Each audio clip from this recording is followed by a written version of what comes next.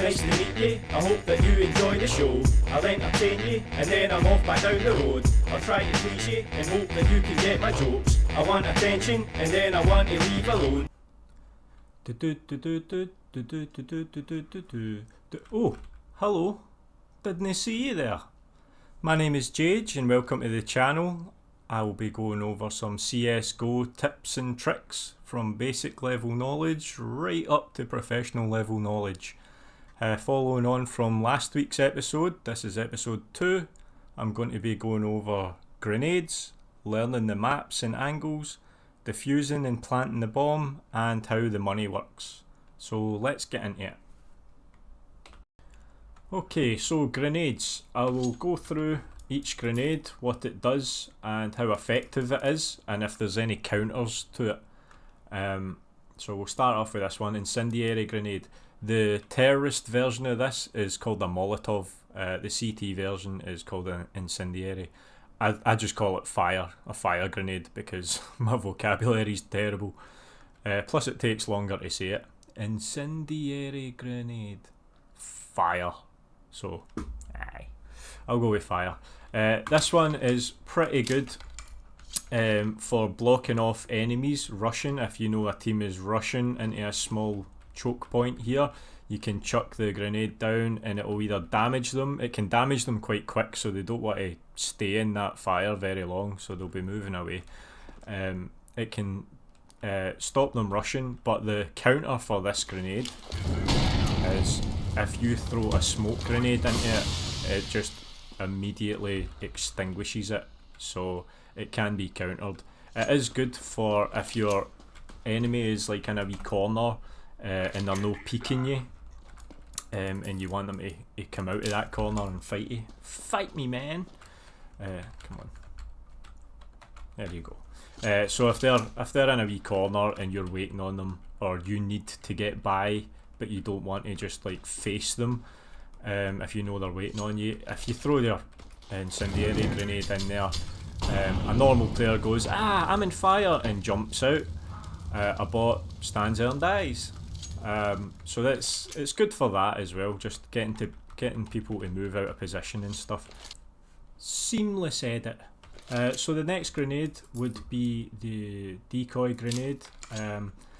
This one, I'm not a fan of it. I don't think a lot of people are a fan of it. You just use it, whatever gun you have, it mimics it. So I have the USP here. Sounds the exact same.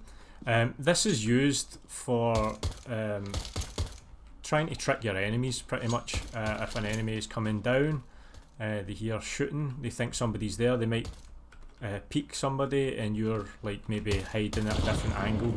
I think a lot of the better players though, they can just tell the difference between a human shooting and this gun pattern from the decoy grenade, so it's not that effective, and I wouldn't really use it much, and I don't think you need to use it much. The next grenade that we're going to use is the flashbang grenade. This is probably my favourite grenade and the most useful grenade in the game. What it does is it flashes your enemy and yourself. It gives them a completely white screen, they can't see for a few seconds, and it gives you an advantage over them. If you can flash your enemy and pop out and you're not flashed, then you've got a much better chance to kill them. One counter for this would be turning round. So if somebody flashes and you turn round, you only get kind of half blind, not even half blind, and you turn round and you can see again. So you can use it to your advantage, but you want to make sure that when you're throwing it, say if you're throwing it from behind here, you want it to just pop out and flash as soon as possible, instead of throwing a big arched one and the enemy sees it and turns round, and they can still see you. So that will be more advanced grenades, but in later videos I'll show you some nice wee tricks and tips. One thing I'll just say really quickly is throwing over walls works quite well. If you throw it very high, if you look down you won't get flashed from it, just half flashed, and then you can get on with your business killing people. The next grenade would be the high explosive grenade. This is just damage, just a damage grenade. If you throw it to somebody and it hits near them and they're on full health, it will dramatically reduce their health. If you hit somebody who is already a wee bit damaged, it should kill them. That's a 9 out of 10 dive there, mate. Well done. It is good for just taking damage off of people before you attack a site, like this A site here. If there's a terrorist up here or a CT up here, you would chuck your grenade into that corner before you even face him, so he's already like lower health. Quite good. The next grenade would be the smoke grenade. You've seen it a wee bit earlier. This is good for certain situations, like if I am trying to get from long A here into the site and I know that there's bots, if I know that there's enemies down here and they're just waiting on me to cross, the best thing I can do, instead of popping out and going, hi, I'm going to try and kill both of you, best thing to do is just chuck a smoke grenade down. That was a terrible smoke grenade. But for this angle here, you need 2 smoke grenades for it to be effective. But if you chuck a smoke grenade down, it's very hard for them to get you. They will leave a wee gap either side, but generally you'll get by unscathed. They're very effective for that, especially if somebody's got an AWP or a scout, and you don't want picked off. The smoke grenade lasts about 10 seconds, enough time to get to where you want to be. That's pretty good. So that and putting out the fires is the 2 best things that they do. If I was going to rate them in order, I would say the flashbang is the most effective grenade. It just stops people doing what they want to do. Basically, like if I'm holding an angle and somebody's coming up and a flashbang pops out here, I need to move and turn and like reposition. It's just the most effective, so I'd say that's number 1. Number 2, I would say, is the smoke grenade. Like I said there, it can help you get into situations a lot better. It's so effective at stopping people. When we get into the more advanced videos, I'll show you some really good tips and tricks for smoke grenades and flash grenades and where to throw them and how to use them. But for now I will just stick to this. So the next, where was a smoke, flash, they're the 2 my favourite ones to use. Incendiary, probably my 3rd favourite to use. Like it just the way I described it, if you're throwing it into positions you know people are, or if you know, if we plant the bomb here and you know that they're coming short A, if you just chuck a wee incendiary roughly there, it just kind of holds them up and stops them. You get more time to position yourself, they get less time to come and try and defuse the bomb. I just like it. The next most effective one would be the HE one. That's just good for damaging opponents. Sometimes you'll get lucky and kill them. I prefer probably the first 3 I said was the flash, smoke and incendiary, but some people like the flash, the smoke and the HE. It's up to you. And the last most effective, or the least effective one, is the decoy one. I just think it's duff and I don't think a lot of people use it. So the last part of the basic knowledge of grenades is there are multiple ways to throw a grenade.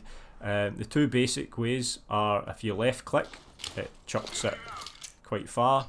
If you right click, it kind of just underhand throws it closer. You can use that for certain situations, like if you're here and an enemy is coming up this way, if you right click a grenade here, I've ran out of grenade space. If you right click a grenade here, it'll just boop over the wee wall there instead of a big long one. That's pretty much it for grenades. So next we'll be moving on to the maps and angles to learn. Okay, so angles and maps are quite important to learn. Each map has different angles to learn. I don't think that you want me to do like a 2-hour long video and go through every map and every angle. So just to start off with, I'll give you a couple of just well-known places to sit, like in Dust 2. If you plant the bomb and you're waiting on somebody coming up, you don't want to like just be out in the open. You always want to have a wee bit of cover and wait, shoot, and then you'll be in cover, shoot, and you'll be in cover. The best places to have cover are usually where you've got more than one option. So if somebody's coming up long short A here, you've got this side of the box or this side of the box. Keep them guessing which way you're going to come out. A lot of the times you want to just not even peek them, you want to just wait on them, because you know that they have to come across here, and if you wait on them, you'll see them quick enough and hopefully get the kill. There is just so many angles in every map, so I would suggest to you to go into these maps and just find places that you think are good, or watch better players and see where they hold for different positions, and just try and learn. It's just experience really. There's not a lot I can teach you other than just going to every single angle on every single map. So I don't want to do that, you don't want to see that. Learning the maps, however, is a wee bit just like, the more you play the map, the more you know it. If I come out here, I know that this way there's a window up here, and then the B doors is here. So I know that if I come out, I want to look up here first. Although this is head height and somebody could come here, but if I'm coming out to check this, I want my crosshairs up here straight away, just so as I'm coming out, if somebody's in the window, I don't have to drag my crosshair up. That just comes with experience and learning the maps. The more you think about it, the easier it gets, and then you start putting your crosshair at head tight almost everywhere you go, and just where you're used to seeing people. It's just, like I said, experience. You just need to do that. You need to go into every map, and just learn where people usually hide, how you can keep your crosshair at head height wherever you go, and just keep doing that. I can't go through every single one, like I said, so that's on you pretty much. I will, however, I'll show you the maps that it's probably the most popular ones to learn, especially for competitive. So these are the maps, the competitive maps, 5v5s. If you're in an actual full-on competitive game, these are the most popular ones. They can change though from time to time, depends on Steam, on Valve. You're going to always find a Mirage map. They're very, very popular. Inferno is very popular. Dust 2 is very popular. After that, you've got Overpass, Train. They're probably the second most popular maps out of all of these. And Vertigo and Nuke and Agency are probably the least popular. Normally you can tell by the wait times. Usually the wait times, the smaller the wait time, the more popular the map is. So you can see here, like Mirage and Dust 2 at the moment are the two most popular ones. What you want to do is keep these maps in mind, and then go into your own server or a public server and just have a wee look about each map, look where the bomb sites are, and then just try and figure out certain ways you can defend the bomb sites. You could watch some pros and look at their demos, and just see what they do and just try and mimic it and find your own style as well and just mix it up. But that's very, very basics of maps and angles. Like I said, I don't want to make this video far too long, so hopefully you can take that and run with it and try and get better. Okay, so we'll move on to planting the bomb and defending the bomb. I'll start as terrorist and tell you a couple of wee tricks. I say tricks, but it's tips really. So on this map, you probably know it's Dust 2. there's 2 bomb sites. There's A bomb site here, and B bomb site is on the other side of the map, just up there. The best thing to learn about planting the bomb is where you're going to plant it, because when you do plant it, if it goes off, your team wins a round. If the CT defuses it, he wins a round. Or if the CT kills your whole team before you've even planted it, he wins a round. So maybe the people who don't know too much about the game yet, they'll just plant where they see the X. But you want to plant in certain situations. So this is long A, that's short A, that's CT spawn. If I get into the bomb site and I know that there's some CTs alive, and I think that they'll come from a certain place, if I think they'll come up here, if I know they're down there, I will plant over here. And that means that I can run away to short A here, and the CTs are going to have to come all the way up and diffuse it right out in the open, and I can just wait on them. Wait, I'll actually see if I can get the bots to move. And they'll come up, I can wait on them here, you can pick them off here, or I'll wait on them to diffuse. But this would be the plant for short A. It just gives you one place to hold, you don't need to worry about anything else. And then, right, so that's him planting, that's him diffusing, so bang. He can't shoot you while he's diffusing, so that's an easy win there. Assuming that they come from CT spawn or long A, they can come behind you, it's just a gamble that you take. The next place would be kind of similar to that. This one would be for long A, so it's just the exact same as what I've done there for short A, but you want to plant it in a place where you can see the site, and you can defend the site, but you're not close enough for them to just easily kill you. So this plant here would be for long A, which would be good for this weapon, the op. I'll get to the pit here and then I'll start the bots. It's a good place. You can't see the bomb, but you're definitely going to see the bots. So when the bots come,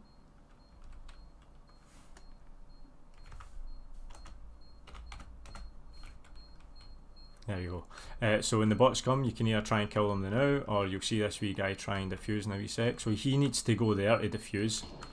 Bang, and then the bomb's going to go off because there's not enough time. So, and you survive, which is good, so you get to keep your gun. So planting is really important. You always want to tell your teammates where you're going to plant the bomb, just so they know where to defend it from. As a CT, I will quickly change team and I'll show you how to defend it once the bomb is planted. Right, so as a CT, the first thing that you want to buy, if you've got the money, is a defuse kit, because a defuse kit helps you defuse the bomb, funnily enough, in about 4 seconds, about 4 or 5 seconds. If you don't have this, then it will be about 10 seconds. So time is always crucial in this game, so the faster you can do something, the better. If you have this kit and you die, you drop it to the ground so your teammate can pick it up, so it's handy that way if maybe one person in each bomb site has a defuse kit, and then your whole team doesn't have to spend $400. So I'll try and defuse this bomb just to show you what it's like. I'm going to assume that it's B. Right. So you want to use all your flashes, try and figure out where the terrorist is, check all the angles, try to be as quick as you can, but also try not to be reckless. So he's in there, and then you go, defuse the bomb, Bob's your uncle. That's pretty standard. Like in there, you'll usually find a terrorist in here, you'll find one usually in the tunnel, maybe side of the door, or in this spot in here. You just need to listen and see if you can hear.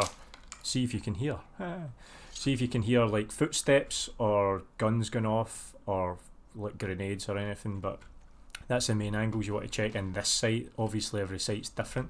Hopefully this wee guy comes and don't come in here, don't come in here. Hopefully he goes and plants the bomb and I'll show you how effective the smoke grenade can be. Right, so he's planted in B again. I'm going to go in. I'm trying not to kill him. I just want to show you how effective this smoke grenade can be. So there he is there. Oh, if I put the smoke grenade down here and then try and get close and defuse it, you can hear him running about. He's trying to find me. He can't get me. I've defused the bomb. Also, hearing in smoke can be quite effective. That's how I knew he was in front of me. This works against not only bots that are very bad at this game, this works against players as well. I've seen so many people do that trick and it works surprisingly quite a lot. So that's pretty much it for diffusing and planting basically, but I will add wee tips and tricks as the videos progress and we get more into like, intermediate and like expert kind of knowledge, but I hope you enjoyed that part. Alright, so finally we're going to go on to the money. Money or economy as it's sometimes referred to in CS is really important. I know I've been showing you stuff on my own server, but it is really important when it comes to like official games. As you could probably see, everybody starts with $800 on the very first round. That's up to you what you buy. It's called the pistol round. And if you win the pistol round, you get more money. If you lose rounds, you don't get as much money. I will put a wee picture up just to show the economy, hopefully right about now. And that should show you, just pause it if you want to read it all. That should show you how the money works. You will really want to have enough money for your whole team to afford the good weapons, which will help you win the rounds better. So the whole point of money in this game is to manage it and get the best weapons and stop the opposition team getting money. So that's pretty much like the money side of it. Everything costs different amounts. The most expensive things are like the op. The least expensive are usually like pistols and SMGs.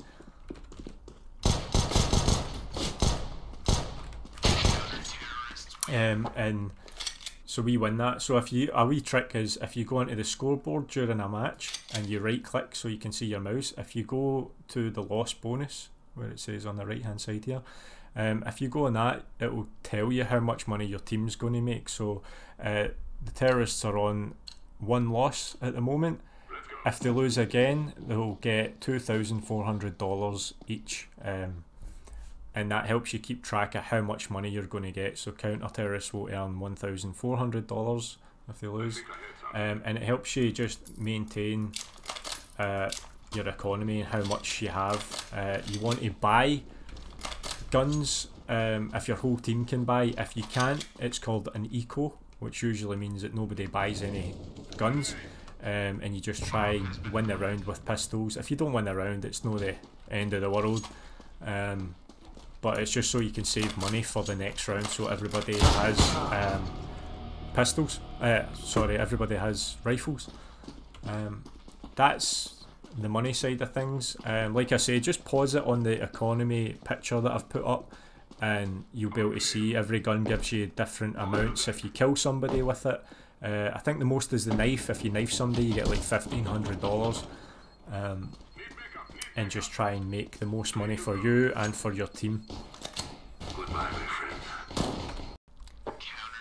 Well, that's pretty much it for the video. Hopefully you found it useful and enjoyable. I have started at the basic level and I'm pretty much done. I can start advancing it a little bit more now, so I can go in more depth with things. I just thought it was important to cover the very basics of everything. without having to go into too much detail, or we'd be here forever. But from now on we can get like more intermediate stuff and advanced stuff. But like I said, I hope you enjoyed it. If you liked this video, please give it a thumbs up. If you enjoy the episode and you want to see more, please subscribe. There will be an episode every week. And thanks for watching. Bye. Nice to meet you, I hope that you enjoy the show. I'll entertain you, and then I'm off back down the road. I'll try to please you, and hope that you can get my jokes. I want attention, and then I want to leave alone.